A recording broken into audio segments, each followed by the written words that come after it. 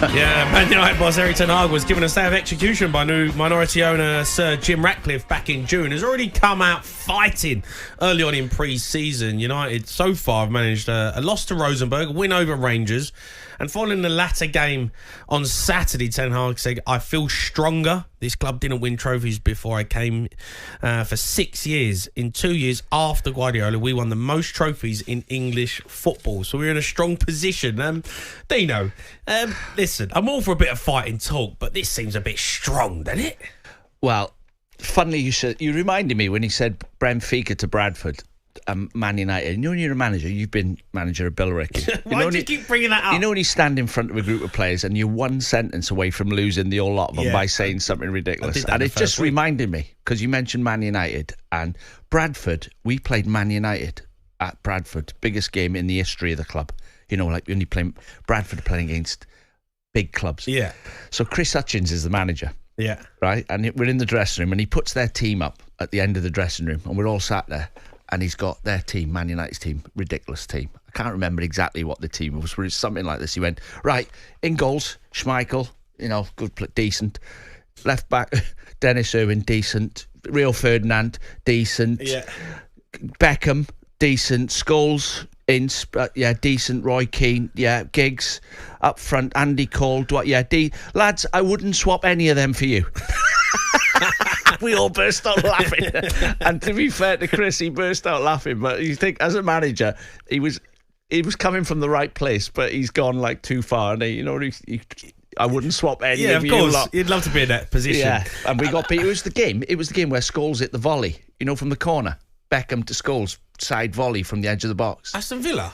No, it was the volley against Bradford. It was a great volley. Oh, I can't remember. Beckham's hit the corner, I think. Oh, yeah. Great goal. Anyway, on to Ten Hag. Well, you played in that game? Yeah. Well, I'm not that old. You feel old, though, Dean. Well, yeah. What was that? What year was that? 2002, was it? 2001, something like that. Yeah. Really? Yeah, can't believe it. Yeah, anyway, Ten Hag.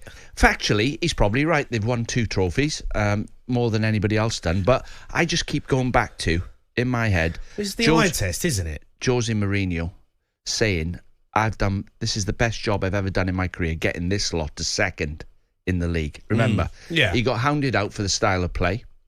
He fell out with Pogba. He fell out with Pogba. He just tried to get them all in line and they wouldn't get in line. And you could smell the attitude was wrong then. But there's still some players there from that era. They still haven't got them out. Well, talking of that, 7-time league champion with Liverpool, Phil Thompson was alongside Jeff Stelling on the show last week. He doesn't think Ten Hag will last very long into this season at all. I think he's going to have a hard season. I think his position now at Manchester United reminds me of Liverpool and how we changed managers, Brendan Rodgers being there.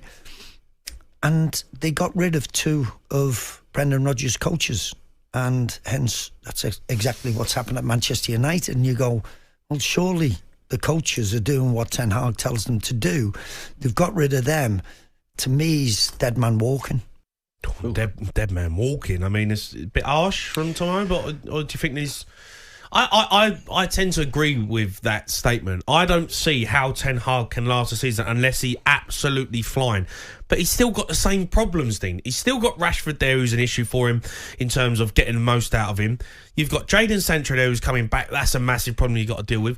Players in midfield who are leggy.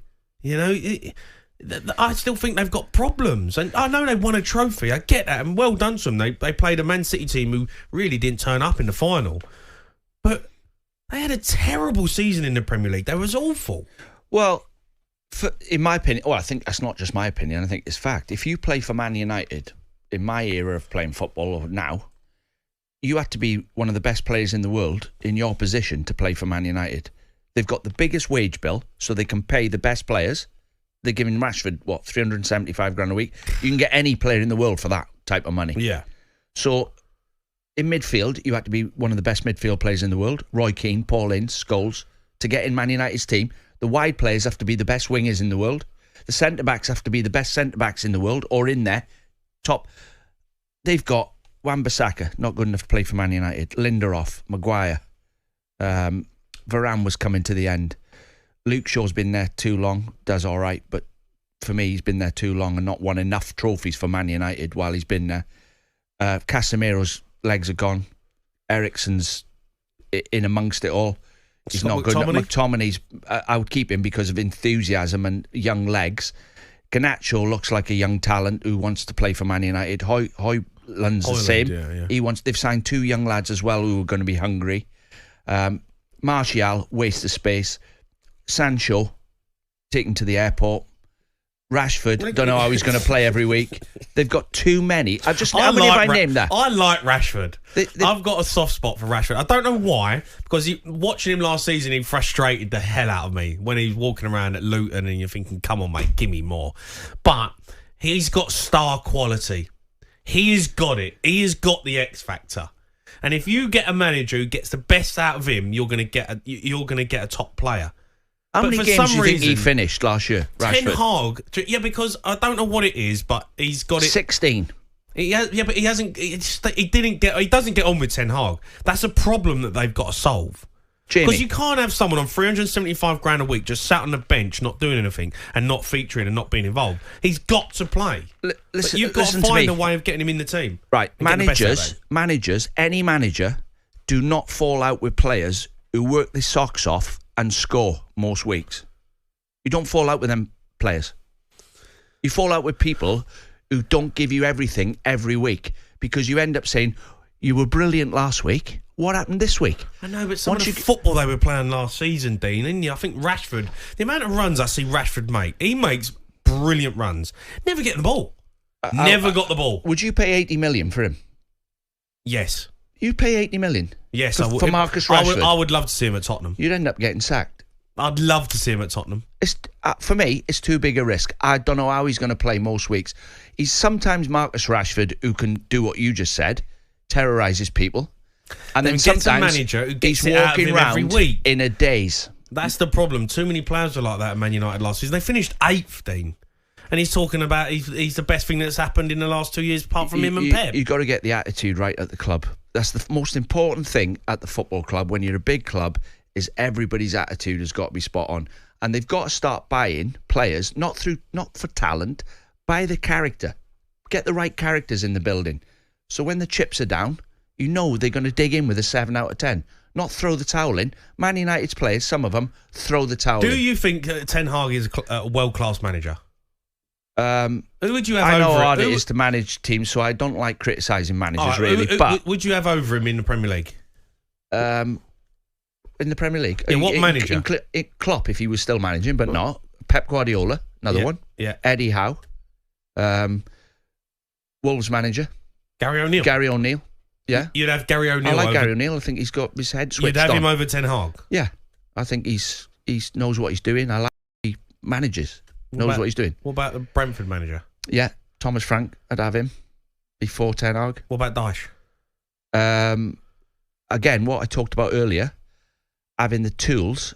When you manage a Man United, you've got the ball all day. You're supposed to have it. You've got the best players. You've got the biggest budget. There's no reason why Man United, they're not skint. If you're playing for Man United now, they're not skint. They can put the best team on the pitch. So you think Dyche would do a better job than Ten Hag? Yeah, like big clubs, it's hard to manage Sunderland, for example, when they've got no money because the expectation in the crowd is that big. But it's at Man United, but they've still got the biggest budget, so they can still afford to buy everybody. They've just made so many mistakes in the transfer market, and it's not Ten Hag's fault. This has been going on for a while. Whoever's been picking the players, wasting money, and the character and attitude inside that club is still not right. You've got to get people out. Still get them out and get good characters in. Apart from that, they're doing well.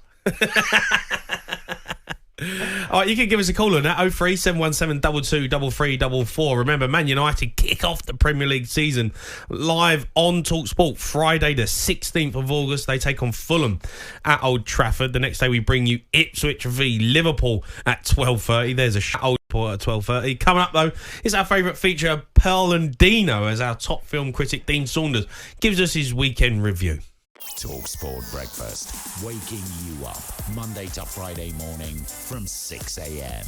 on AM, on DAB, via the talkSPORT app and on your smart speaker. talkSPORT.